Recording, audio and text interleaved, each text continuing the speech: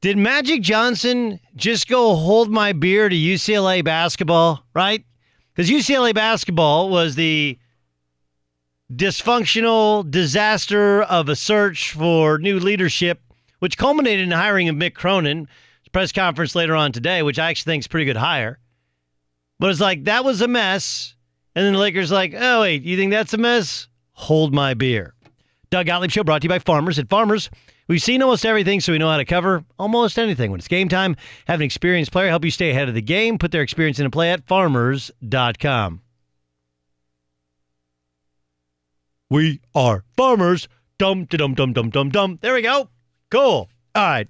Kyle Guy, hero for the national champion Virginia Cavaliers, going to join us in 15 minutes. Caron Butler, Tough Juice, former NBA All-Star. He'll join us half past the hour. Then the head coach of the Wahoos will join us. Tony Bennett, top of next hour. Eric Musselman, or Muss, as he's known in the business, will join us next hour. And then Rick Riley's going to join us in studio. We'll talk some golf. We'll talk about his new book. We'll talk about some masters with the patrons in a tradition unlike any other.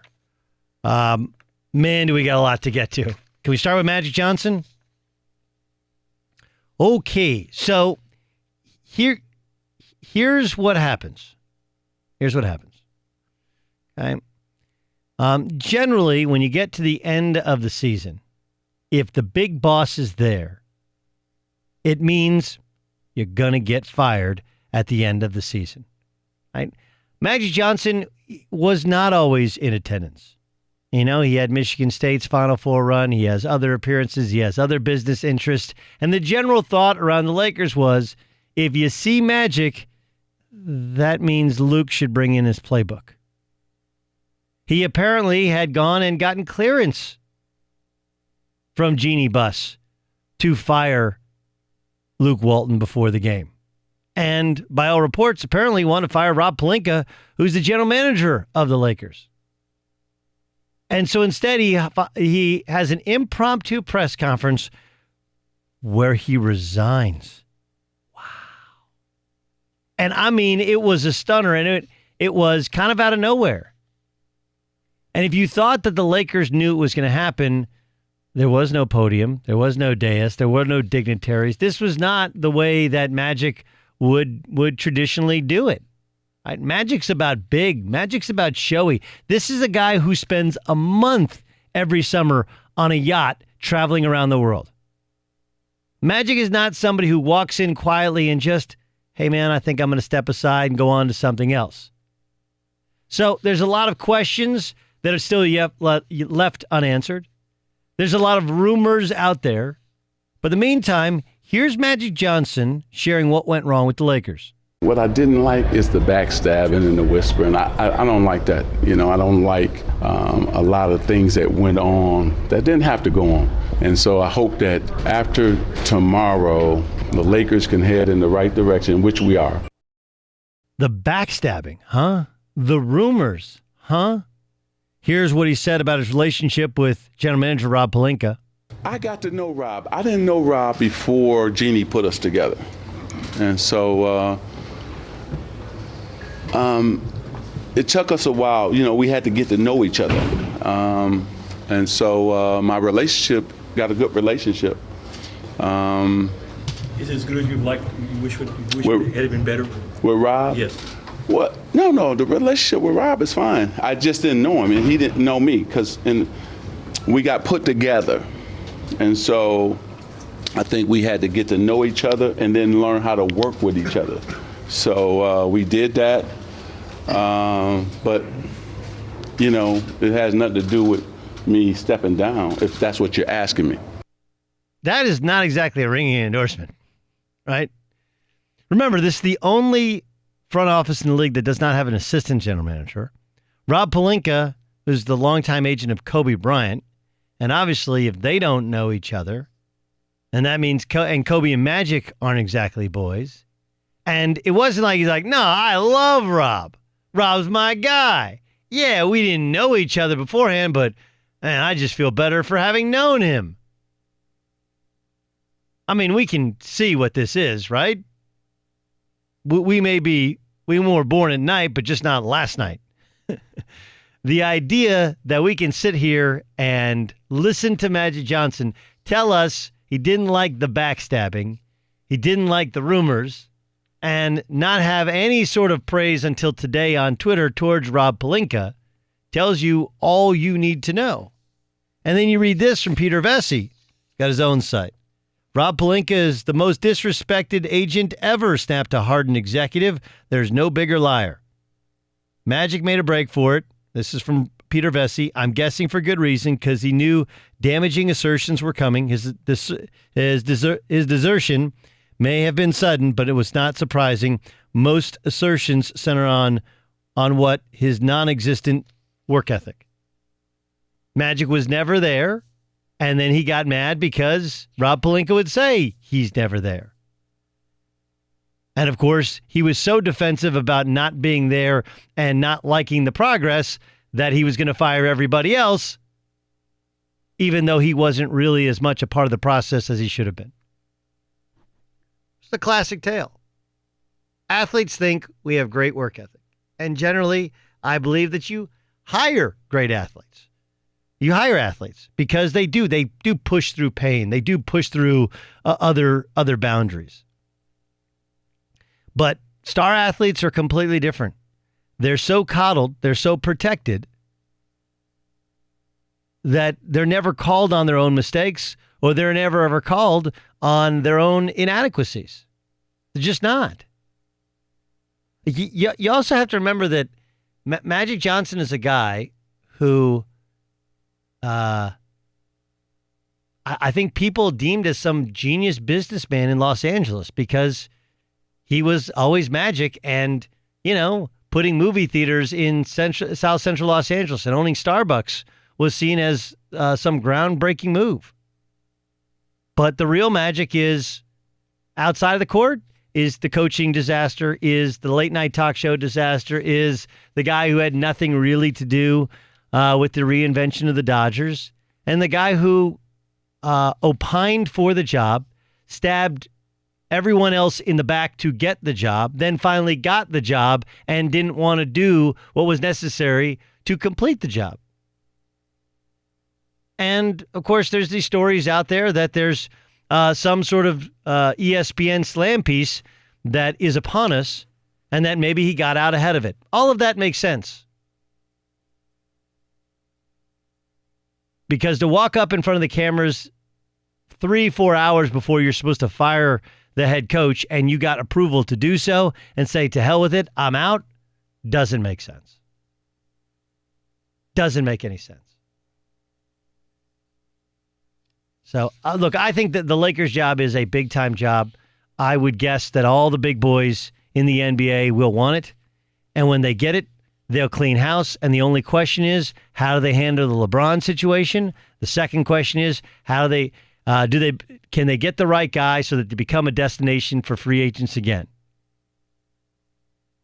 But what a fascinating turn of events in L.A., where what was a foregone conclusion that Luke Walton would be fired last night or today is suddenly not at the forefront. Instead, it's, why would Magic Johnson pull the ripcord after he got some form of support from Jeannie Buss to fire the head coach?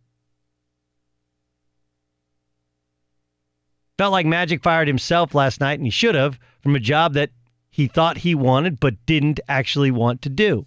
Every day at this time, we like to play for you a portion of a previous show on Fox Sports Radio, or Fox Sports 1, we call it. And now, what does the fox say? Here was Chris Broussard earlier today talking about Anthony Davis's role in his failed trade to the Lakers. If it had been up to his advisors, they would have had him request the trade at the beginning of the season. publicly. At the beginning of the season. AD said, no, we're coming off a second-round playoff berth. Let's see what type of season we can have. And when it was going south, I think they were like 22 and 27 or something when he requested the trade. AD saw, look, it's a bad season. We're probably not going to even make the playoffs. We can't win here. All right, let's go ahead and request the trade.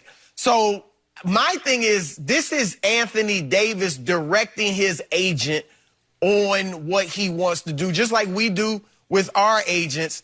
And furthermore, I'll throw this out. When Dwight Howard ruined a season and really a franchise in Orlando yeah. by demanding a trade And then said, no, was his agent, Dan Fagan, blamed. No, Dwight was blamed. When Chris Paul and Carmelo Anthony demanded trades, ruined seasons. Melo ruined that whole Denver season. That was a good team, too, to go to New York. Was their agent Leon Rose blamed? No, it was Melo and Chris Paul. So why now is it all on the agent? Because the agent's the one leaking the stories, and because the agent's the one who's representing LeBron James.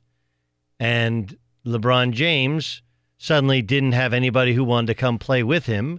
And in a freak out, oh my gosh, if we don't get Anthony Davis, who are we going to go get? We got to make sure this happens, and so we'll make the trade demands public. That's why. Because those other agents, there wasn't the conflicting alliances of representing another player who they wanted to be traded to play with.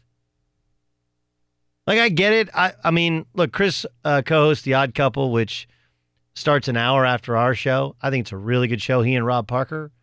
And Chris has been in the NBA game a long time. But that strikes me as Rich Paul telling Chris Broussard, hey, how come people are blaming me? It's not my fault. Like, because you're hurting, not helping the process, because you want to be out in front of the camera. Rich Paul is doing the exact same thing that LeBron James does.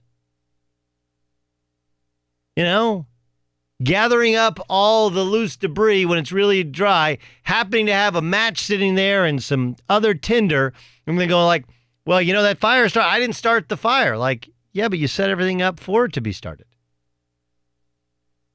You ruined not one, but two sports franchises. Oh, yeah, by the way, we think that Magic Johnson is talking about Rob Pelinka in some of the backstabbing, but we don't know he's not talking about Rich Paul or LeBron. So you can tell me all you want, like, hey, how come they don't blame the agents? Because Anthony Davis wasn't doing any of the talking. He wasn't. He wasn't what Kobe Bryant did, where he got on the radio and said, I want to be traded. He didn't. And you were doing the talking. You were leaking the stories. You were part of the problem, trying to find your own solution. So, I mean, look, Anthony Davis is doing the same thing with the T-shirt he wore yesterday.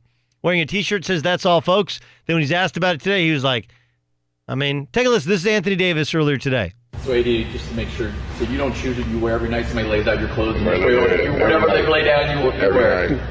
Every night, Big Shot lays out what I'm going to wear in the game. So I have no control in that. I just put it on. Oh, I just put on. I have no control over the clothes that I wear. If true, that's big. If true, that's big. Like, you wake up in the morning like, ugh. Somebody picks out your clothes for you? You know, I really want to wear some AG jeans, but there's some Jabot jeans or whatever that are hung up for me. So I guess I'm going to wear those even though they're super uncomfortable. Like, man, I kind of feel like wearing shorts. Nope, can't wear shorts. Why? Jeans are hanging up. This also strikes me at the whole Kyle Korver piece. You know, Kyle Korver wrote this piece about how, you know, like basically like a white privilege piece. I'm like, look, do I get it that in some places that exist? In the NBA, stop it. Right? These are not real first world problems. I wore a T-shirt that somebody else picked out for me to wear, and it pissed a bunch of people off. If you don't have the first of all, if you don't pick out your own clothes, I really have a hard time having a conversation with you. Right? Like, you want to control your own career, but you won't even control what T-shirt you wear? Does anybody else see the hypocrisy in those two statements? Man, I'm demanding a trade because I want out. What about that T-shirt? I didn't pick it out. But I'm tired of NBA teams telling me what I can and cannot do.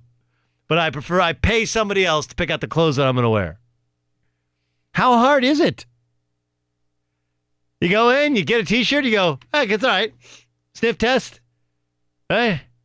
Close enough to being clean? Yeah, I wore it, but I didn't wear it. That's what the Fox said. If it had been up.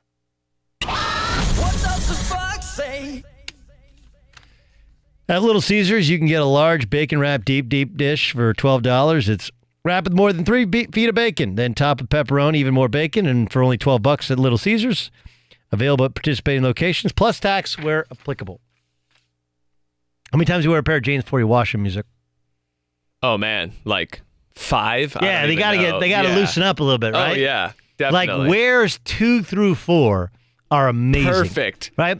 Wear 5, you're like, can I wear these again? Yeah, Probably whatever. not, but I'm going to do it anyway. Raise your hand if you've ever gotten something that's worn, a little bit wrinkled, and you just throw it in the dryer for 10 minutes so you don't have to iron it, right? These idiots have somebody else pick out their T-shirt. It's like having somebody else sleep with your wife. What's the fun of being a human being? Can't pick out your own T-shirt.